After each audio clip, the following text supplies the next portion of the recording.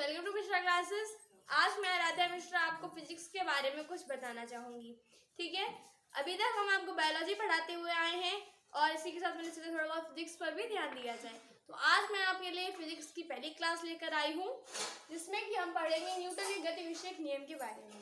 ठीक है, न्यूटन के गति विषयक नियम बहुत ही अच्छे टॉपिक है, बहुत ही इंपॉर्टेंट टॉपिक है फिजिक्स का। तो इसको जानने से पहले सबसे पहले हम लोग बात करेंगे बल के बारे में।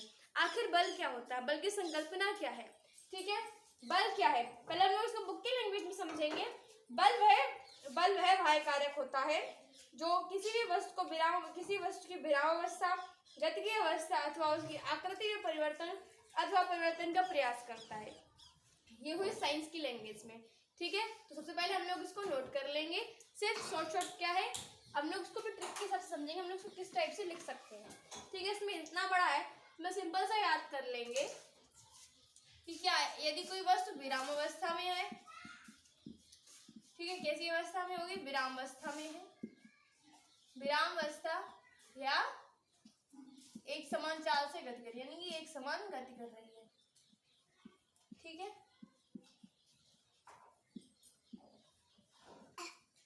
तो बल क्या करता है, इस हिसाब जो इनकी अवस्था उसमें परिवर्तन लाएगा या परिवर्तन लाने का प्रयास करता है। क्या करेगा, या तो परिवर्तन ले आएगा या फिर परिवर्तन लाने का प्रयास करेगा। ठीक है, अब समझ लो ये एक वस्तु को विराम, जिससे कि हम लोग सिंपली समझेंगे, ये मार्कर है। ठीक है, ये क्या है, एक मार्कर है। हम लोग इसको अगर फोर्स देंगे तो ये आगे बढ़ सकता है। ठीक है, अब सपोज करो कि ये जो दीवार है, इसको फोर्स देंगे तो क्या आगे बढ़ेगी, नहीं बढ़ेगी ना ये। तो यहाँ पे लगाया गया बल क्या रहेगा, शून्य होगा, उससे कुछ ना, उसमें कोई परिवर्तन ही नहीं हो रहा है। क्या, इसलिए हमने इसमें प्रयास किया, हम लोग या तो उसमें परिवर्तन कर देता है, उसमें बोल रहे ना वो, उसके आगे परिवर्तन अथवा परिवर्तन का प्रयास करता है। हमने जब इस पे फोर्स डाला तो ये इस पे परिवर्तन हो गया, विराम अवस्था में थी, ये कैसी होगी, एक समान चाल से गति करने लगी। अब ऐसे ही हम लोग एक कार का उदाहरण लेंगे, कार का एग्जाम्पल लेंगे। तो उसमें क्या है, कार अचानक से चल रही है, कुछ भी होता है तो अचानक से हम लोग ब्रेक लगाते हैं, तो ब्रेक क्या है, वहां पर एक बल है, ब्रेक बल है। ठीक है, तो ये था, हम लोग इसको शॉर्ट में बस इतना याद करेंगे, किसी विरावस्था या एक समान चाल से गति कर रही है तो उसमें क्या करेगा, परिवर्तन का प्रयास करता है। क्या, परिवर्तन का प्रयास, परिवर्तन का प्रयास या परिवर्तन कर देगा। ठीक है, ये दो कंडीशंस होंगी वहां पे उस समय। हम लोगों ने पढ़ा बल के बारे में, अब हम लोग समझेंगे बल के टाइप, यानी कि बल के प्रकार। तो बल मोस्टली दो प्रकार के होते हैं, असंपर्क बल और संपर्क बल। अब हम लोग समझे तो इनके नाम से पता चल रहा है इनकी डेफिनेशन क्या है। ठीक है, थोड़ा सा इतू से दिमाग यूज करना, तो पता चल जाएगा क्या है असंपर्क बल। असंपर्क से क्या समझते, संपर्क, सबसे पहले संपर्क बल समझते हैं। संपर्क बल क्या है, संपर्क क्या मीन होता है, संपर्क मीन्स आस पास, उसके पास में होनी चाहिए कुछ, जिसे कहते हैं संपर्क में। ठीक है, कभी तो इससे क्या होगा, संपर्क यानी आस पास में कोई चीज होना जरूरी है। संपर्क बल की डेफिनेशन साइंस की लैंग्वेज अगर हम लोग समझे तो उसका कहने का मतलब ये है कि संपर्क में आई दो वस्तुएं एक दूसरे पर समान तथा विपरीत बल आरोपित करती हैं। यदि संपर्क घर्षणहीन हो तो संपर्क उभयनिष्ठ पृष्ठ पर लंबवत लगता है तथा यह लंबवत क्रियाबल कहलाता है। मतलब कुल मिला के जो इसका मीन है कहने का, जब अगर किसी दो वस्तुओं में कोई, जब दो वस्तु पास में तो उनमें कौन सा बल लगेगा, संपर्क बल। यानी कि जब कोई बल संपर्क में आने में यूजफुल हो, ठीक है, जब वो संपर्क में आए तभी उसका कोई यूज हो, तो वो कौन सा बल होगा, संपर्क बल। ठीक है, यानी कि इसमें जो वस्तुओं से संपर्क में आना पड़ेगा, उसी के बाद जो बल लगेगा वो यूजफुल होगा जो बल। ठीक है, तो इसका अपोजिट कर देंगे, इसमें वस्तुओं को अलग अलग रहना चाहिए, इसमें जो वस्तुएं होंगी उनको पास पास नहीं होना है। ठीक है, ये क्या हुआ, असंपर्क बल, और ये क्या हुआ, संपर्क बल। ठीक है, तो अब हम लोग देखेंगे असंपर्क बल के उदाहरण में क्या है। तो असंपर्क बल के जो उदाहरण होंगे वो सबसे पहले हम लोग देखेंगे उसको गुरुत्वाकर्षण बल। ये पता है, दो पिंडों के बीच में जो बल लगता है उसे हम लोग क्या बोलते हैं, गुरुत्वाकर्षण बल। फिर आता है हमारा वैद्युत स्थैतिक बल, और हमारा तीसरा आएगा चुंबकीय बल। इसको हम लोग लिख लेंगे यहाँ पर, बिकॉज इंपॉर्टेंट है और इनको सारी चीजों का आप याद भी कर लें।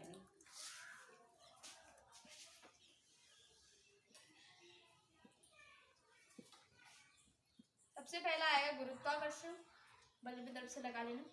फिर आएगा चुंबकीय,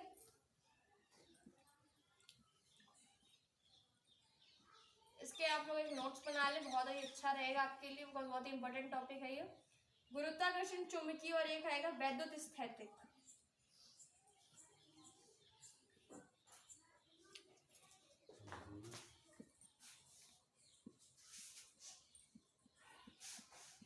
वैद्युत स्थैतिक, ठीक है। ये क्या है, ये तीन जो बल हैं वो इसके उदाहरण है, और भी उदाहरण है, बट जो मेन है वो हम ये तीन नोट कर लेंगे इसके, 1 2 एंड, ठीक है। ये तीन इसके मेन उदाहरण है संपर्क बल के, ये हमें याद करने होंगे। कौन कौन से, गुरुत्वाकर्षण बल, चुंबकीय बल एवं वैद्युत स्थैतिक बल, ठीक है। गुरुत्वाकर्षण बल क्या है, दो पिंडों के मध्य लगता है। वैद्युत स्थैतिक जो बल होता है ये कहाँ लगेगा, दो आवेशों के मध्य बल लगता है, ठीक है। हम लोग बात करेंगे संपर्क बल के बारे में। डेफिनेशन हम लोगों ने बताई थी, फिर एक बार हम लोग और एक बार रिपीट करेंगे। डेफिनेशन होगी, दो वस्तुओं के बीच में संपर्क की आवश्यकता ना हो वहां पर असंपर्क बल होगा, जहां पर संपर्क की आवश्यकता हो वहां पर संपर्क बल होगा, ठीक है। ओके, तो अब हम लोग संपर्क बल के बारे में समझेंगे।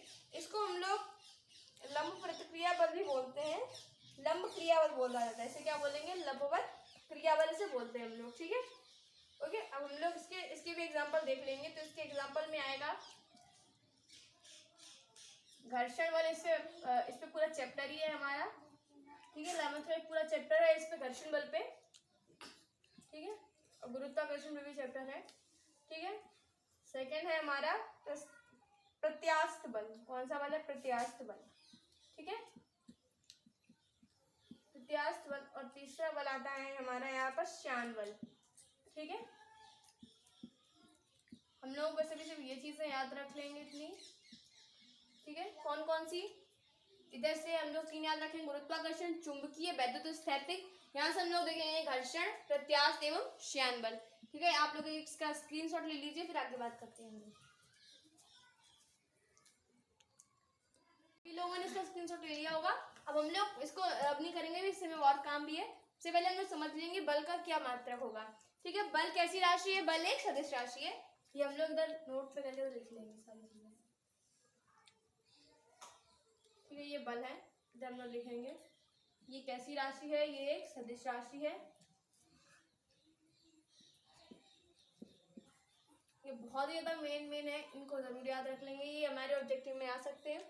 सदिश राशि है और इसका एमकेएस पद्धति में क्या मात्रक होता है, हम लोग ये सब कुछ पढ़ ही चुके हैं। एमकेएस में इसका मात्रक होगा न्यूटन, ठीक है। एमकेएस में इसका मात्रक होगा न्यूटन और सीजीएस में इसका मात्रक होगा डाइन, क्या, डाइन। अब हम लोग कल इसके जो इसी मैथमेटिक्स होगी वो समझेंगे कल, ठीक है। इसमें कौन किस मतलब जो भी मैथ लगी हुई है वो समझाएंगे आपको, किस तरह से ये एमकेएस से सीजीएस में चेंज किया गया है, यानी कि। और फिर एक न्यूटन में कितने डाइन होते हैं इसको तो भी हम लोग समझा देंगे। एक newton is equal to 10⁵ dyne, ठीक है। ये तो इसका हो चुका है। अब हम लोग कल और समझेंगे इसके बारे में, न्यूटन कैसे आया। कुछ बच्चों को पता भी होगा जिन्होंने अगर पिछला चैप्टर पढ़ा है, फिजिक्स में जो फर्स्ट चैप्टर होता है इसमें मापन मतलब वगैरह के बारे में बताया गया है, जिसमें हम लोग सारी ये बता चुके हैं क्या क्या राशियां हैं, इसमें किस चीज़ का यूज़ हुआ है, ठीक है। तो अभी हम लोग ये सारी चीज़ें, इतना आप एक स्क्रीनशॉट फिर से ले लीजिए सिर्फ इस चीज़ का, जिससे आपको बना रहे हैं। फिर कल हम लोग बात करेंगे आगे, कल हम लोग बात करेंगे, इससे पहले मैंने आपको बताया था, इसको प्रूफ करेंगे हम लोग न्यूटन एंड डाइन के बारे में, ठीक है। ये तो फर्स्ट है हमारा। फिर और कल ही से हम लोग स्टार्ट कर देंगे न्यूटन के गतिविषयक नियम को, ठीक है। ओके, तब तक के लिए जय माता दी, ठीक है। सभी लोग वीडियो को देखें, ओके। लाइक करें, सब्सक्राइब करें चैनल को, और कमेंट में मुझे बताएं कि मैंने फिजिक्स कैसी बनाई, कैसी पढ़ाई है। अगर अच्छी पढ़ाई है आप लोग मुझे प्लीज़ कमेंट करके बताएं, तो मैं अगली वीडियो भी डालने हैं, मतलब मुझे भी थोड़ी एनर्जी मिले। आप लोग कमेंट करते हो तो बहुत अच्छा लगता है सच में।